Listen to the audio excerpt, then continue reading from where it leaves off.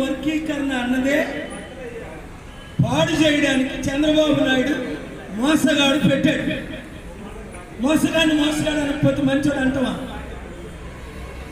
అప్పుడు 94 ముందు చంద్రబాబు నాయుడు 81లో ఎమ్మెల్యేగా 78లో గెలిచాడు కాంగ్రెస్ తరఫున. ఆయన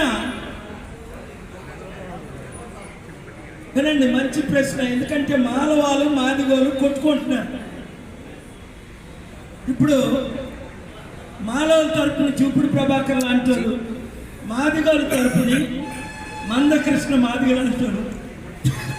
కొన్ని 100,000 కోట్లు సంపాదించారని విన్నాను. వాళ్ళిద్దరు నా శిష్యులే, మా ఆఫీస్కి వస్తుంటారు. మందకృష్ణ మాదిగ అన్నా అని వస్తుంటాడు, చూపుడు ప్రభాకర్ అన్నా అని వస్తుంటాడు. వాళ్ళిద్దరూ బెస్ట్ ఫ్రెండ్సే. మళ్ళా బయటకు రాబోయేసరికి మీడియాలో తిట్టుకుంటారు. మాలల గర్జన అంటాడు ఈయన, మాదిగల గర్జన అంటాడు ఆయన. కొంచెం ఎక్కువ యాక్టింగ్ మందకృష్ణ మాదికి ఎక్కువ వచ్చింది. మోదీతో కొంచెం క్లోజ్ కనుక మోదీ నెంబర్ 1 అయితే ఈయన నెంబర్ 2 యాక్టర్. తమ్ముడు గురించి నేను చెప్పడంలో తప్పులేదు, కొంచెం బాగా యాక్టింగ్ చేస్తాను. కనుక వర్గీకరణ వల్ల మాదిగలకు వచ్చే ఏ లాభాలు లేవు, మాలలకు నష్టపోయేది ఏమీ లేదు.